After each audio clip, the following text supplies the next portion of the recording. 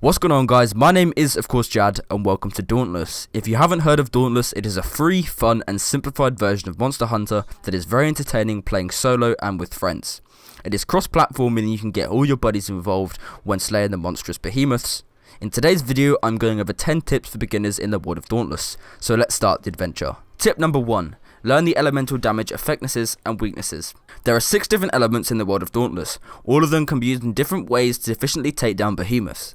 If combined correctly with certain cells, you can create very powerful items, so let's run through the elements. Frost, equivalent to ice damage in Dauntless. Blaze, equivalent to fire damage in Dauntless. Shock, equivalent to electric damage in Dauntless. Terror, equivalent to ground damage in Dauntless. Radiant, acts as the opposite end to the umbral spectrum. Umbral, acts as the opposite end to the radiant spectrum. Tip number 2.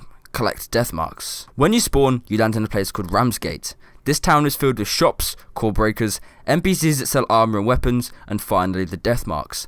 DEATHMARKS are red glowing banners hanging from buildings that spawn randomly in Ramsgate every 24 hours. If you collect these 10 banners every day, it will help you level up your pass to unlock special rewards that can be useful throughout your journey. If you haven't bought the premium hunt pass, I highly recommend it, and if you're feeling generous, use code JUDGAMING in the item shop. Tip number 3. Booping. Booping is the less technical term of the interrupt, and is very key to being able to hit mass damage when fighting behemoths. If you master interrupting, you can take down certain behemoths in a few minutes. The 2 weapons that you have the highest success rate of booping is the pike and the hammer. Both have an ability to fire a bullet or elemental shot that can be fired at a behemoth while it's charging at you. Staggering the behemoth when it is running makes it fall over, granting you around 10 to 15 seconds to slash away and take off as much damage as you can. Tip number 4. Try not to get downed. Getting downed in Dauntless can be one of the most frustrating things and can lead to failing a raid, especially when you have no more stim meds left. If you are to complete a pursuit with no downs, you are granted extra materials for crafting and upgrading gear, which can help you through your journey and adventure in Dauntless. Getting a higher team rank and solo rank can help with leveling up. It gets you more experience and levels up your master rank. Tip number 5. Use different sets of armor. Using different sets of armor and combining pieces can help drastically by using different perks and abilities to your advantage. If you are to use the same set of armor throughout, it means you won't have a wide range of skills that can be effective against certain behemoths and can lead to being heavily disadvantaged when in battle. Combining armor doesn't just grant skills, it also grants elemental weakness and effectiveness. When wearing armor, I like to make sure I have one type of each effective element on each different armor piece. For example, my greaves are blaze effective and my legs are shock effective. Tip number 6. Complete quests.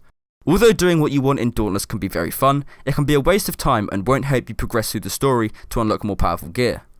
The quests are a key factor to becoming the best hunter in the lands of Dauntless and can make you the most feared player.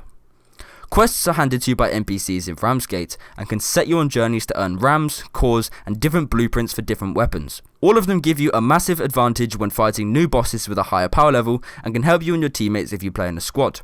When completing quests, you are given a new quest straight away after you hand in a completed one, so you always have something to do. Tip number 7. Capitalize on the effectiveness of cells. Cells are one of the most practical things implemented into Dauntless and can be very insanely useful when fighting different types of behemoths. Combining cells with different types of armor and weapon builds can be very useful when wanting to create a powerful character. For example, the overpower cell gives you increased damage towards staggered behemoths, but depending on the level of the cell, it has a different percentage of increased damage. Level 1 being 15% damage and level 6 being 70% damage.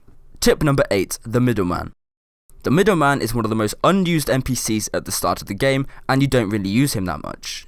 But if you use his expertise to advantage very early on, it makes fighting behemoths drastically easier. The Middleman is an NPC that combines 2 of the same cells together to create one powerful cell. So relating to tip number 7, if we combine 2 overpower level 1 cells together, we get a level 2 overpower cell with 20% damage to staggered behemoths, not 15%. You want to work your way up to level 6 cells, which is the most powerful, and if you had a level 6 overpower cell, it would do 70% increased damage to staggered behemoths. Tip number 9. Elemental grenades. Grenades aren't a very easy thing to acquire early on, but they can be used very effectively against the weak elemental behemoths.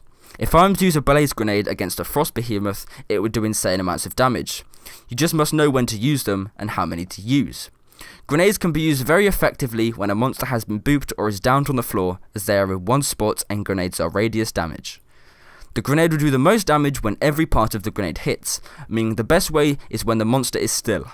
Comboing the grenade with a hammer is one of the best loadouts, because the hammer can down the behemoth, then you can throw a grenade and resume with the heavy blows from the hammer. Tip number 10, Mastery Level. The Mastery system is filled with objectives for Slayers to complete as they hone their skills with different weaponry and hunt the behemoths of the Shattered Isles. As you gain Mastery, your Slayer level will also increase.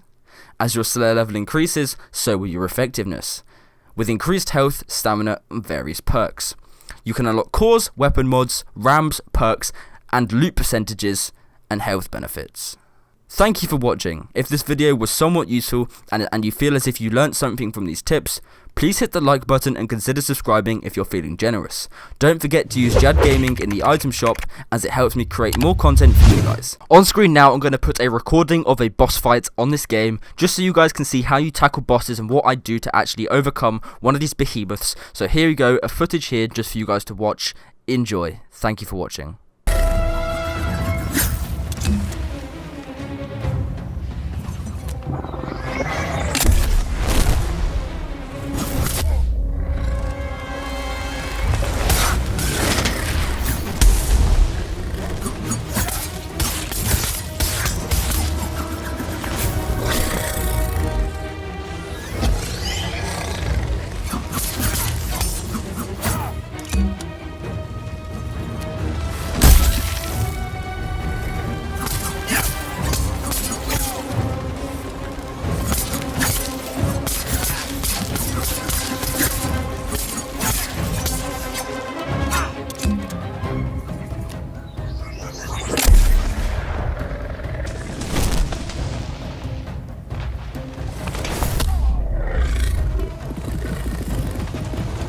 Yeah.